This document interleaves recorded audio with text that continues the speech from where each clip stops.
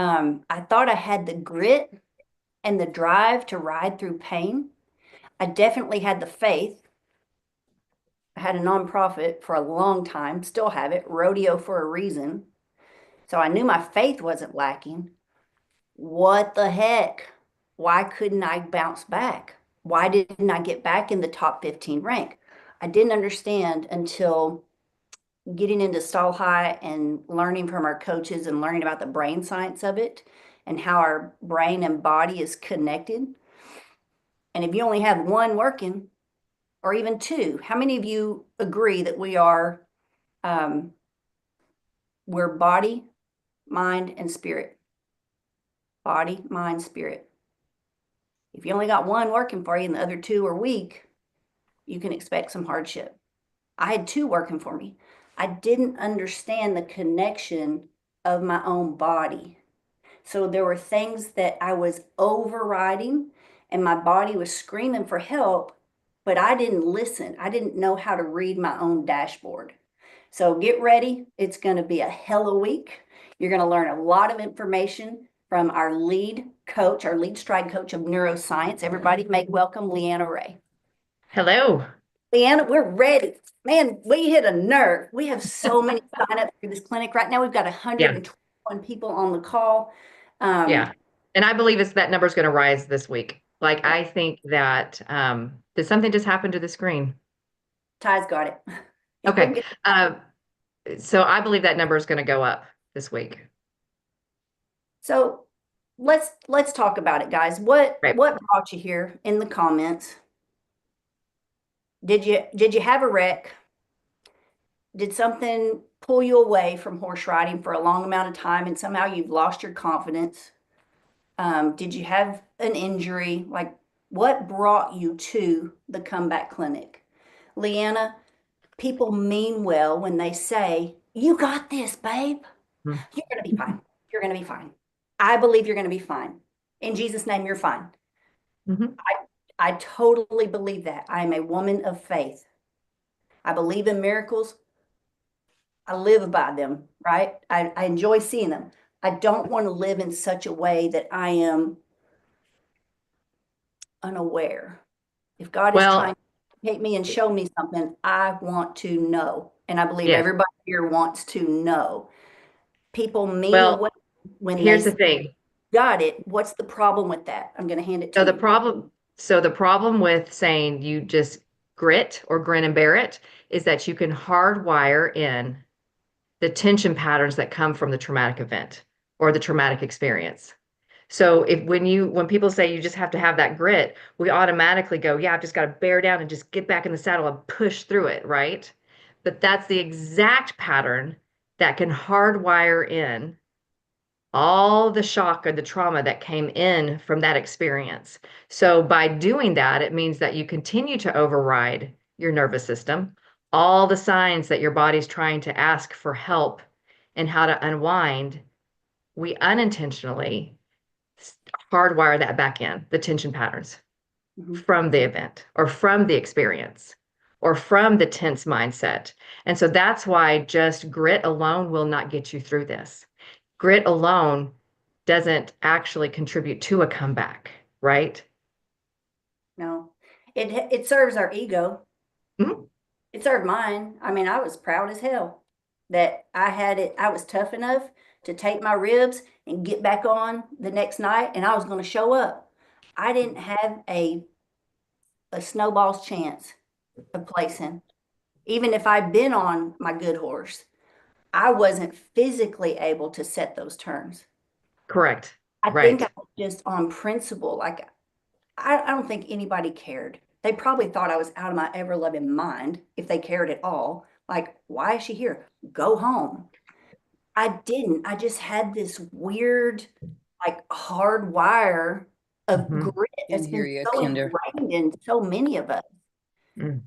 that you just tough it out. I honestly did not know until now with your coaching that I was shooting myself in the boot and I was making my horse have to compensate for my lack of awareness in my body.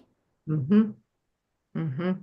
Well, so the very, just like you said, whenever you had to tape your ribs, what we would have done, right, if we could go back in time, is one, you wouldn't have gotten back on.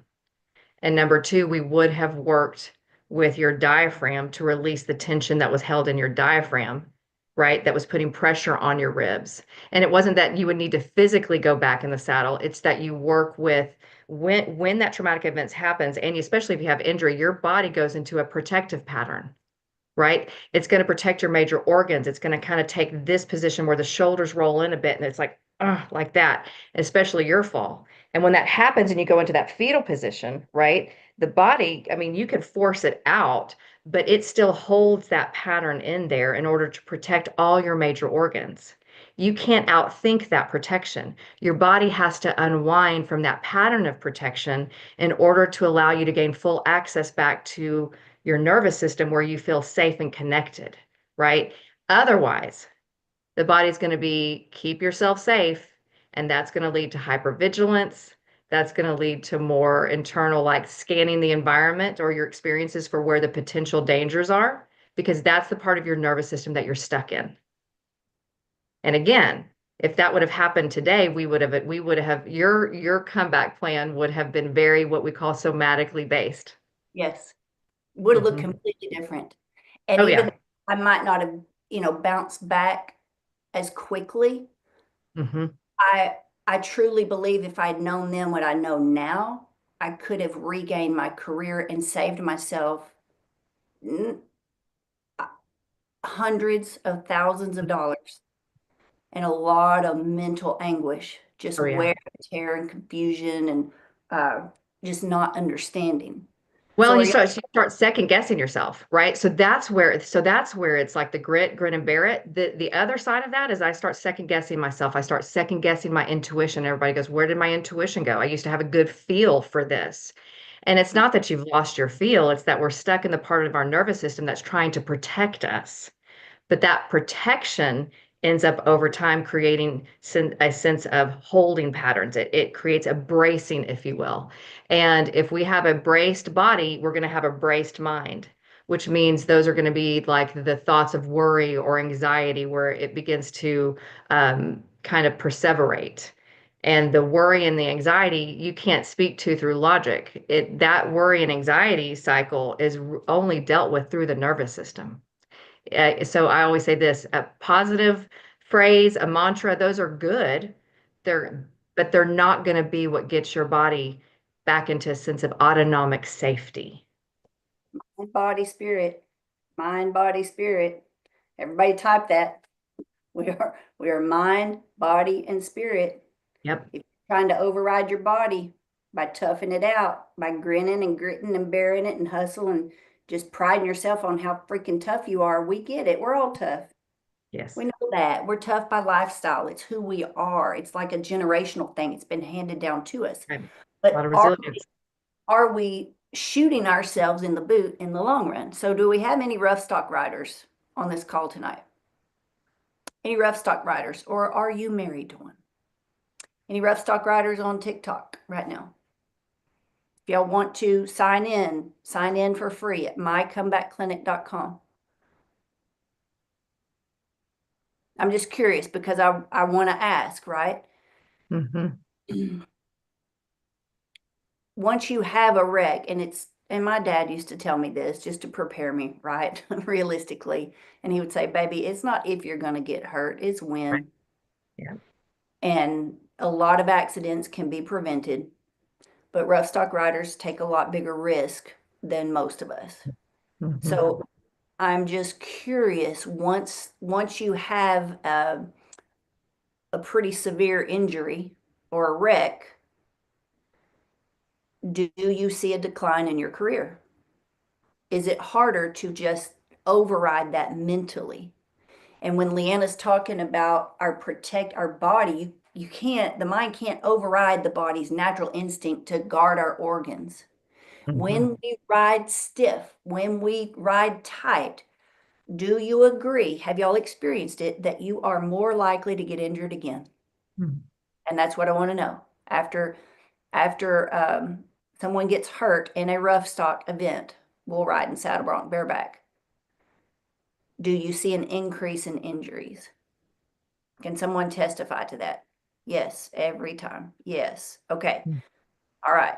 Now, we may not have a lot of rough stock riders here. I'm curious, like, y'all, let's activate. What do you do? What is your event? This is not just a barrel racing clinic this week. If you don't compete, what kind of horse do you ride?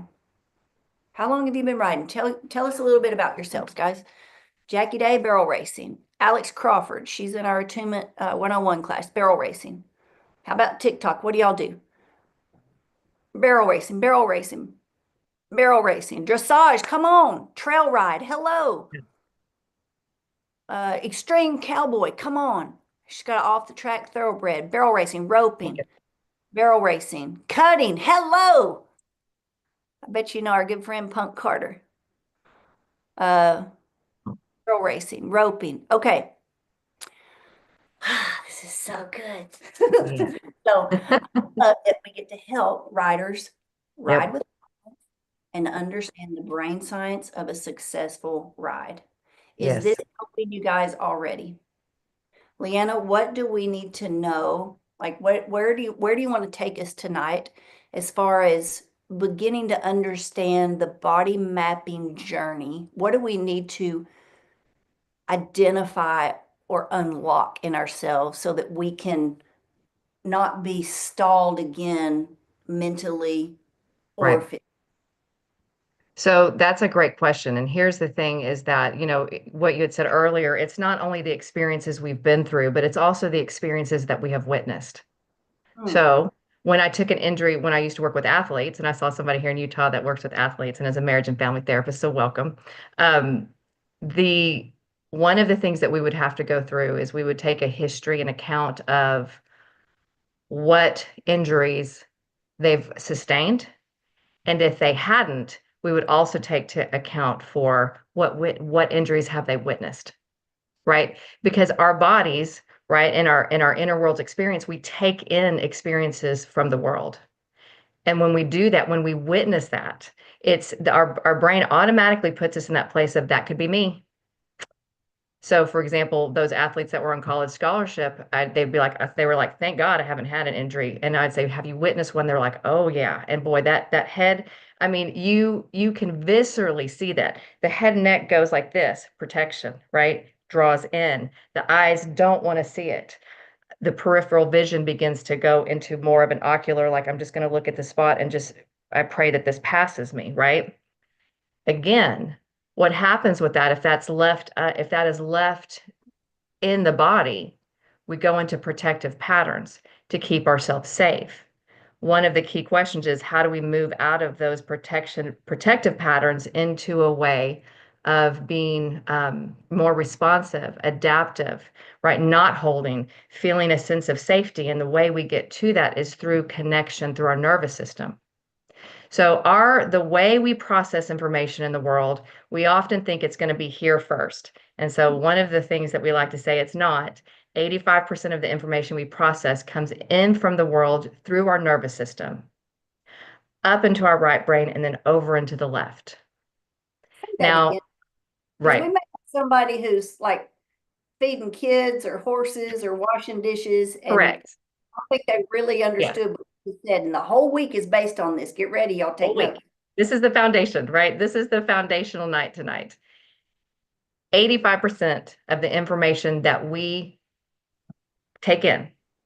Like, so it can end as a thought, but it didn't really start just as a thought. 85% of the information that we take in comes through our nervous system, our information system, and then it goes up through the vagus nerve in to the right part of our brain, then passes to the left, and then it pulls all of that together to create an experience. Why is that important? Because the way we sense the world is through our sensory pathways, it's through our nervous system. And so the way we make sense of the world, the way we process the world needs to be the same. We go through those same pathways, meaning the right brain, the nervous system is what's doing a majority of the connection out there. It's sending the information out to you, out to your horse, and it's taking that information back in. That information has no need or obligation to take the words to make it do something, right? The body's natural language, how we move, is our natural language, is movement. We were created through movement. We were developed and formed in the womb through movement, right? All of those things of our nervous system and movement becomes the primary language through which our body understands how to process information, take it in, store it, and what to do with it. This is so good. All right. This is real important. I want everybody here, even if you're on TikTok, have you struggled with shame? Have you felt guilty for not being able to bounce back? Yes, yes, Mhm. yes, yes. This is why we're here. Okay. This is the path out. Now, the next thing, I want everybody to write this right now. And if you can, speak it out loud. Okay. It's not my fault. Yeah. And then I want you to comment, I'm not weak. Okay. It's not my fault. I'm not weak. It ain't time to quit. If you've been thinking, maybe I just need to quit, please pause that thought. Okay. When we go into survival mode, tell us a little bit about fight flight and how we can get stuck in that little bitty teeny tiny part of our brain. Right. Then our body shuts down and we blame ourselves. We Mhm. go fall into guilt and shame, thinking we're not tough enough Right. to Skilled suck enough. get back or get Right. back where we were before. But it's Hmm. not about the brain because you don't have full access to your brain anymore. What's happening? Bingo. So when we go into the protective patterns, again, if our body is stuck like this, at some point the brain is going to send some messages down to the body and ask the body, what do we need to protect ourselves from? There must be something that we're not safe from because it's going to read. And again, this is more than just body language. This is about how our posture, how we hold ourselves, right, communicates to the brain that we are not safe. And the brain will make sense of that, meaning it will create the thoughts of anxiousness. It will create thoughts of, you better be careful. You're not ready. So you weren't skilled enough. Right. And then those thoughts begin to then act bi-directionally and begin to hold us in these patterns, right? But once the body, the state of our nervous system, so we're either going to get stuck in two states. We're going to either get stuck in sympathetic, which is way overdrive. We're going to be burning fuel. We're going to be spinning our wheels, chaos, a lot of energy, nervousness, and we're going to be grasping, out of breath, right? It's pressured speech, eyes move real fast, lots of blinking, things of that nature. These are all just these are just little bitty signals that I'm giving y'all to like just kind of check and reflect in ourselves. But a body caught in the sympathetic part of the nervous system, again, you're going to do a whole lot, but feel like you're not making a lot of strides. It's the spinning your wheels. That's the sympathetic part of your nervous system, and it's going to hold a story. Sympathetic is going to be nothing. I'm trying so hard and it just doesn't seem to fit. And then there's going to be some frustration and there's going to be agitation, right? And that's everyone's nervous system is going to hold a different story. That's sympathetic. That's more going to be the fight. I'm going to fight my way through this, or I'm going to run like hell through it or run away from it, right? That burns energy. Then the other part of the nervous system that we can get stuck in is dorsal, which is deep in the parasympathetic system. And that dorsal is carried very low in our bodies. And it's the dorsal dive. And it's this posture. It's the nothing, I don't even want to try. I want to just give up. That's the dorsal. That's the I don't want to try. I just want to give up. There's no use. I don't want to be embarrassed, so I'm going to hide. That's the I'm going to retreat. And again, both parts of those nervous systems are there to keep you safe. But in the long run, it doesn't allow you to be free. Mm, And so we can get stuck in those states and yeah. not understand And how to come back to a sense of connection and what we call ventral in our nervous system, come back to safety and connection. Because again, safety and connection are go hand in hand. and just beat ourselves up. for Yeah. years, beat Yeah. ourselves up, or Yeah. like scratch our heads like, what what happened? Why is this so freaking hard to come back? Does anybody Hmm. feel like you're there right now?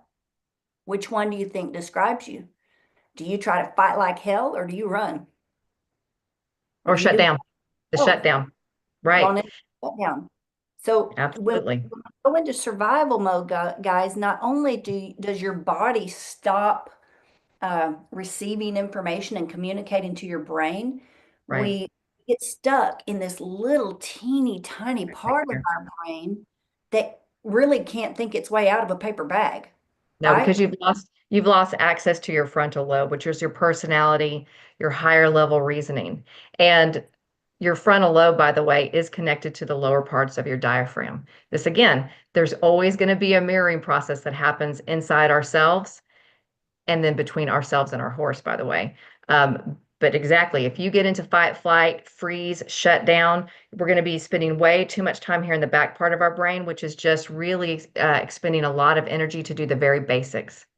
This part of our brain, it just doesn't have a full connection to here, right? And this again is our personality, our higher level reasoning, our capacity to see kind of beyond where we are today. And so it's going to be a struggle to get these two parts of the brain connect again. So front, back, top, bottom, side to side. And the reason why that happens is because when we're under stress, we start compartmentalizing the crap out of things. Our brains go into, I mean, our brains really do try to be efficient, but in that, it tends to just kind of, again, we become even more fragmented. And again, I'm going to say this, the way our bodies connect and begin to heal and create a sense of safety and connection is through the nervous system and the body. Yes. Are y'all getting a lot out of this? Do you already feel like you're liberated? Some of you, I feel like watching right now, I hope don't so. have a lot of support at home. Yeah, Is somebody making you feel worse? Are they pressuring you to go fast and everything in your body is screaming no? It does not feel right. right, I want to propose that loved one means well. Clearly, they're a loved one. You love them, they love you. I believe they are truly trying to support you with the amount of knowledge that they have right now. This is what we call stall higher education, which is why we have coaches like Leanna who know a whole lot more than we do, who can make things simple. Because once you are equipped with knowledge and wisdom, it's not that hard. It's actually easy to make changes and make that comeback when you understand what's missing. You're not broken. You no, may have a broken kinetic chain. The communication may not be firing from your muscles to your mind and back right. again. That's what we're here for, to help unsort that. You like sort it all out, reconnect things so that you can ride, not just come back to where you were. We want to help you go further than you've ever been and have the confidence and the clarity. And that's what we're all about. That's why we're here. That's why we're passionate. That's why we do um, online events like this one for free. I Mhm. love it when people come in to Half Second Faster Challenge or the Comeback Clinic. I guarantee you it's coming. Some of the success stories out of this week. They get more from a free online clinic with us than anything they've ever paid thousands of dollars for anywhere else in the industry. That's what keeps us going. That Yep. fuels us to reach more riders and more horses. And let's talk about that, Leanna, because Right. really, we haven't really been educated on Yeah. the burden when we take our baggage to the barn and we don't know it. Like we thought we already took the trash out, but we're actually still carrying it to the barn and we Yeah. step in the saddle and Hmm. maybe our kinetic chain's wonky. Maybe we're still in fight flight mode. It is making things exponentially more difficult for our horses. How so? How so? Well, it keeps us from being present in the moment. If I'm constantly scanning for safety, it keeps me from being well, it decreases my capacity to be in the present moment with my horse. And we all know that horses They're present and they're asking the same of us. But what stands in that way of presence? Well, when our brains are in default mode network, because we're in that sympathetic part of our nervous system, or really fighting dorsal, right? We can't be in the part of the nervous system that goes, I can feel a sense of groundedness. I can feel the connectivity between my brain and my body. And this is not about being perfect, by the way. So just throw that one out the window. It is that sense of I can be aware and responsive versus hyper vigilant, scanning for safety. And right, that's two different parts of our nervous system. One part of that part of our nervous system that's hyper vigilant, that scans for safety, we actually lose access to our senses. It dulls them because, Mm, again, scanning for safety is it's like an app on your phone that's running, and your battery is, I mean, your phone is hot and you're you're losing power by the minute, right? But when you mm, feel safe, connected, and ventral, and we'll talk about that more tomorrow, your body says, yes, I am aware. Because again, we are working here. This is, I will say this every time I can say it. We are the only industry or sport. It's not that I have a ball to kick, I have a ball to hit, right? It's an inanimate object. We have a living, breathing, sentient being underneath us with its very own nervous system and its very own history. We better be present. oh, That's the piece of it. And so what we want to do this week is talk about, or begin to talk about, and bring awareness as to what are those things that are a block for us feeling safe, being present, and having a grounded sense of awareness. And again, it's going to be our historical experiences that our bodies might not have had a chance to process, right? It could be that our nervous system is stuck on overdrive, or it doesn't have a lot of gas and we're having to push it, right? It's those things that will keep us from really being present and tuning into our environment and really picking up the truer story that's present versus our past and our present colliding and it getting really enmeshed, and we can't see right from left. That's kind of a metaphor, but right. But when your history and your present collide, it's not easy. It's quite painful, actually, mentally, emotionally, and physically. you said something a minute ago about our senses. We start to Yes. lose Yeah. senses. How many of Hmm. you make your living with horses? Do we have any professional trainers on this call? I'm fixing to challenge you.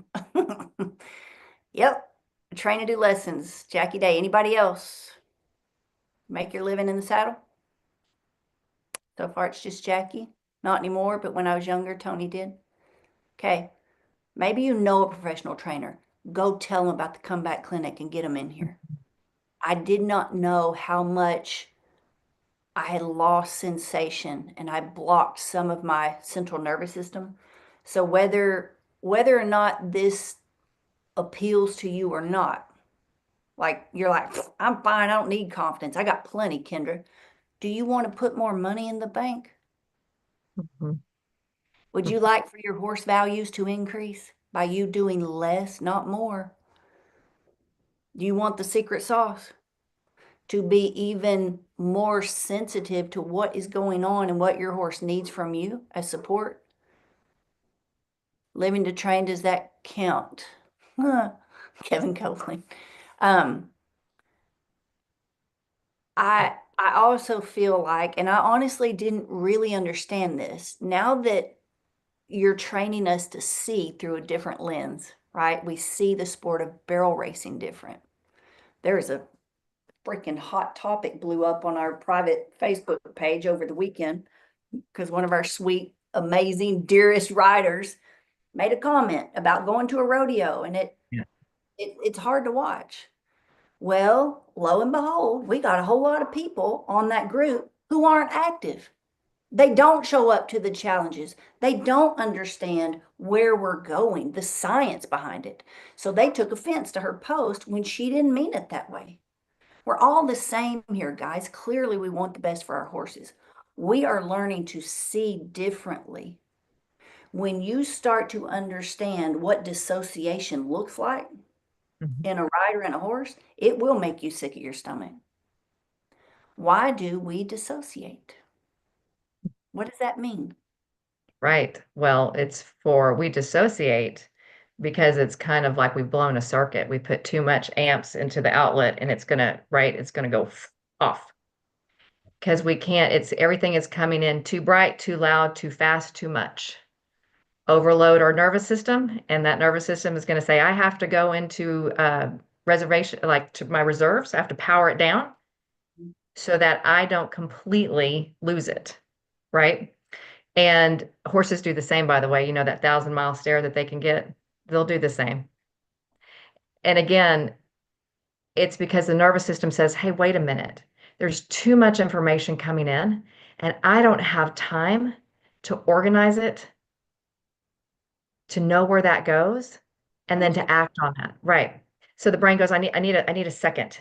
I need to shut it down and almost do like a hard reboot, like you know how our computers do, right? We've seen that, like, oh, needs a reboot, got it. So that's really, those are like mini reboots. And so what we find is that again, whenever we understand how regulation works and co-regulation works, that what we find and what we've been hearing is that the need for the body to dissociate, because again, it's a need. Your body deserves that. It wants to feel safe. It wants to say, look, I'll let you get through this, but I don't want to record any of this. I don't want to see it. So I'm just going to put you on autopilot, right? Again, all conservation, because at the end of the day, protection leads to too much conservation over time, and our bodies begin to break down underneath that stress. We can't do that for a long time without experiencing it. Even if you don't see it with your horses, you'll see it in other areas of your life, right? Hmm. Our lack of creativity, or it just becomes harder to find our words, or it becomes, right? It's like our reflexes were just not as quick. Yeah, because our bodies are getting tired of Did y'all doing catch that. your reflexes are not as quick? I'm going to speak on behalf of the horses. How many of you have had, maybe you own one now, or you watch them, those horses that are just machines?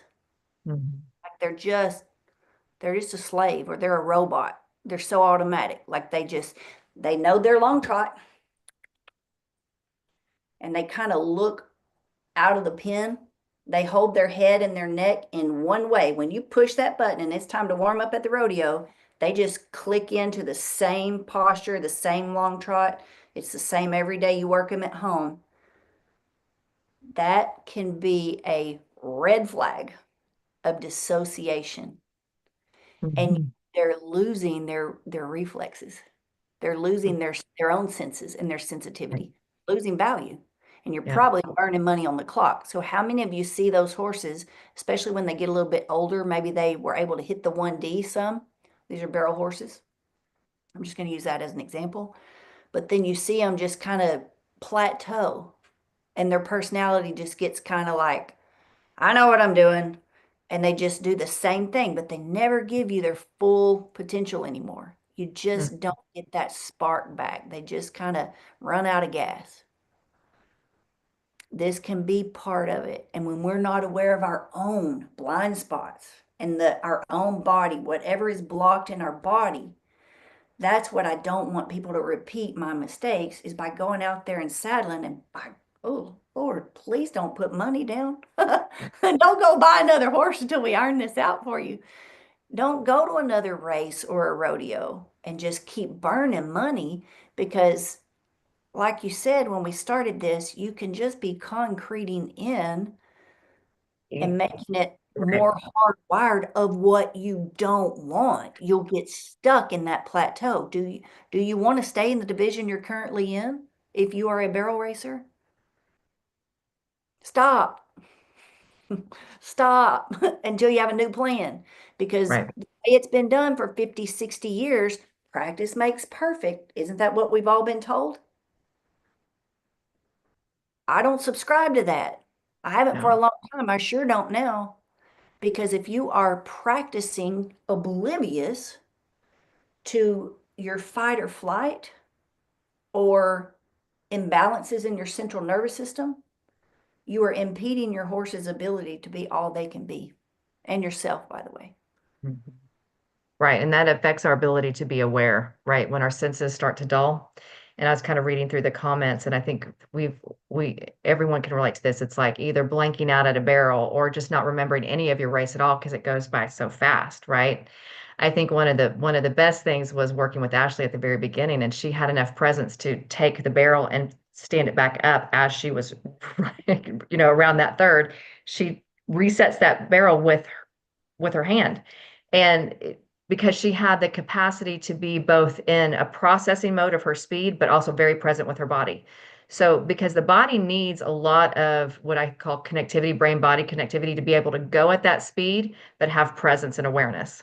And so that was the example of her body felt safe at speed to be completely present and aware and be able to say, I can take this hand and just do this and keep going. See, what that means is that her brain and her body said, I can process this speed and stay connected to what and individualize what one arm and hand needs to do without tipping over, right? Without having to use other parts of my body to move along with it. And again, when we go through shock, trauma, continued stress, our bodies tend to just center around our midline. And we lose the capacity in the world because we were created, it's a bit of a science lesson, but we were created around three midlines. Have a midline here that separates us left to right. We have a midline at our waist that separates us top to bottom. And we have a midline that separates us here on the side, front to back. So that's actually how our brain is separated as well. Top, bottom, front, back, side to side. And when we lose the capacity to move flexion, extension, rotation around all those midlines and feel free to do that, the body again will go, why have I lost capacity to move? And then the brain will make a story and says it must be stress. There must be something that I'm not seeing. So it's you begin to go into that part, and then the brain and the body begin to reinforce each other. And so what we want to do is it's called uncoupling. We need to uncouple that so that the brain can take a break, a brain break, and the body can say, let me find those midlines again of my body so that I can feel the safety of moving within, around, and have that rotational sense. Because when we have rotation, we automatically the eyes begin to orient differently.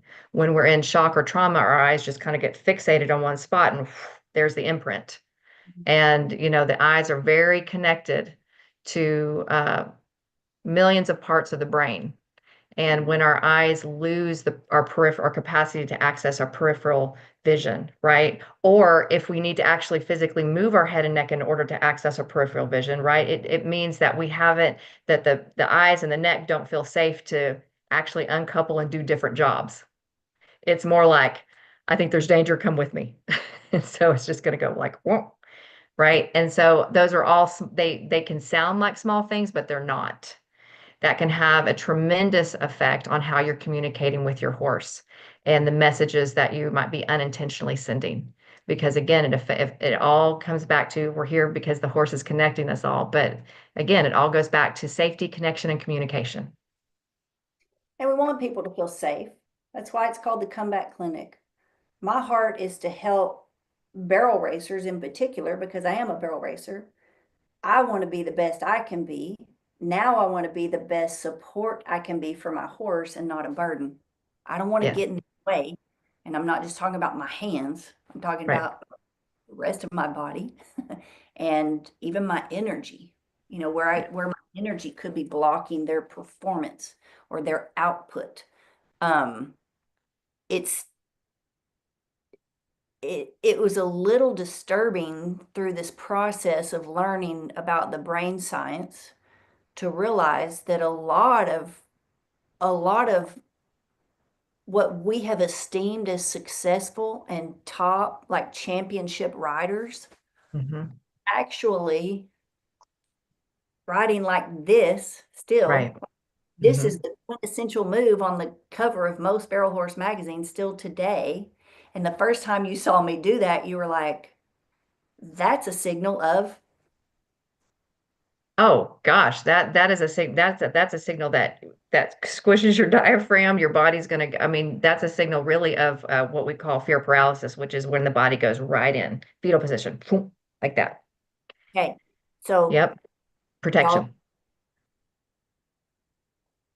if if that is still winning, imagine having the advantage of understanding the neuroscience of it and being able to open up instead of Right. clamp down. and Yeah. train in a new way and communicate with your horse in a more robust way to where you get not just confidence, but you get more output. You get more, Yes.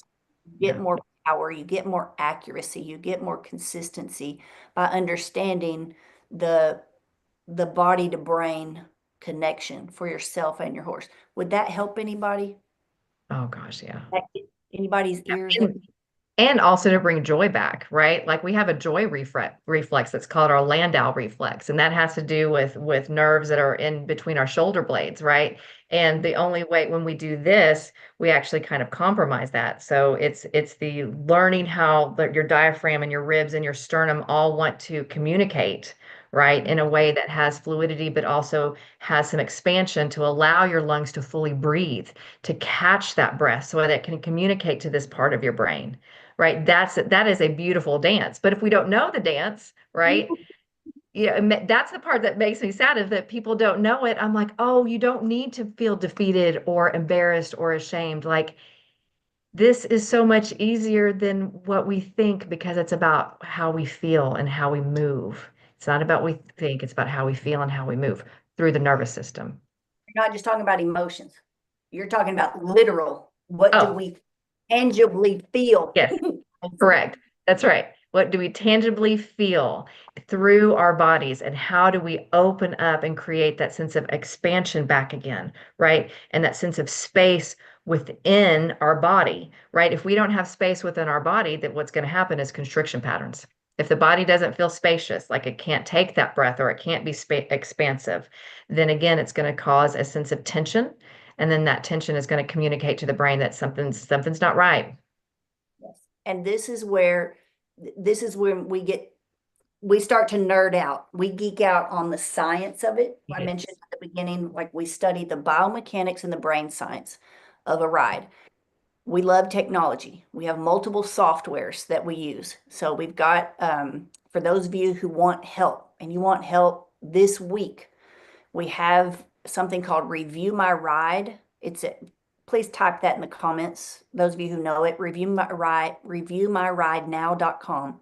If you want private coaching and you want someone to look at you on your horse, your video, go to reviewmyridenow.com and get connected with one of our certified coaches for private help. We also have a device that collects data. When you said, when we go into this tension patterns, we Hmm. create restriction. Ping, ping, ping, ping, ping. If you are a competitive cutter, roper, barrel racer, rough stock rider, whatever it is, when you have restriction patterns within your body and you're not aware of it, or you don't know how to fix it, how to do, like, what are you supposed to change? So you're not restricting, you are limiting your horse's stride. You getting outrun, babe. This is why we do half second faster challenge too, to explain like how to increase the horse's stride, not just speed it up by moving the feet more, but improving the posture, more flexion in the hocks, healthier top line, more movement to the head and neck, more balance. All of these things matter. And I'm glad we got to talk about that. It's the feelings because I think there might be some hardcore cowboys or some other punchy riders on here. And when we hear the word feel, we get kind Hmm. of uncomfortable because we think that's flaky. We're not talking about emotions, guys. We're It's talking about the language of the body. what do you feel? That's Like this right. is not a drill program. You're not going to drill it into your horse. We don't want to teach you a new drill to No. create a robot. We want to teach you how to feel. Mhm. Feel your horse's maximum ability so that you can get the best from him. Would that help anyone? Let's end this about breath because your horse work tonight, we're going to have a horsework assignment. You're going to have a chance to win um, something really valuable, guys, this week. Um, I'll explain that as we end. Part of your horsework assignment to do at home is to record your breath for 60 seconds. just natural, normal. Don't try to change it. Just see Right. where you take your baseline. I used to have people come up and say, like my mom would come up to me when I was fixing to she could tell I was just not having fun. And she knew I was fixing to stink it up. And she would say, just breathe. And I hear so many parents and friends trying to say, breathe, just breathe for me, breathe for me. Why isn't that working? Oh, well, because if you're breathing and you're in the sympathetic part of your nervous system, or you're fighting to stay out of dorsal, which is shut down, breathing's not going to, breathing alone. Well, here's the thing, just breathe isn't going to be what begins to move you out of those states into that sense of safety and connection, because safety and connection needs to be there. And our breath can lead us there. That I'm not saying that it obviously, it absolutely can. But again, we've got to look at it through the state of our nervous system. Right? Where is our nervous system? Telling somebody in sympathetic, just breathe, can actually create more panic, right? It made Yeah, me it could feel create more worse panic. because I thought, well, I must look really nervous if she's telling me Right. that. So if someone is stuck in that little That's shallow right. breath, putting the Hmm. pressure on them, like just breathe, you're freaking out right now, like just breathe. Like that's Oh what yeah, does anybody else like hear that when somebody tells you to just breathe and you're trying to make it happen, but if your diaphragm is not fully that, functioning, you don't that's have the right. If it's, capacity. you don't have the capacity. It's futile. That's why That's it's right. not working. Hmm. So learning how to Monitoring the bird flu outbreak are the latest to be let go in the Trump administration's downsizing efforts. try to mute me. Thank you. Sorry. Learning how to move differently so that we can actually have full access to our lungs and our diaphragm can drop more, not just shallow breathing. And guess what, guys? What's true for us is true for our horse. Hmm. There's a basic epidemic going on. Y'all notice that? We got a lot of bleeders in the sport of barrel racing. This is a pretty gnarly domino effect. If we've got riders who are riding unaware, who haven't dealt with their central nervous system, and they have some blocks, they got some blocks in there, it is actually being transferred to the horse. And it's so easy to change, guys, through education, simple awareness. That's right. But it starts with awareness, and that's why the horse work for tonight is, let's take a baseline. Where do we feel like we are in our nervous system? Right? What is our body's story telling us? Are we caught in sympathetic? Are we caught in fighting that dorsal shutdown? That's where we start. We have to recognize those patterns, and then those things. And throughout the week, we'll talk about those things that bring us into connection. But tonight, we want to start with a baseline of where are we? So we have to Yes. know where we are to know where we're going to go. There's a little body map. It kind of looks like what you get if you've been to the chiropractor. It looks like that little body, and they typically want you to put an X where you hurt. This is different. This is step one to understanding your body map. Okay.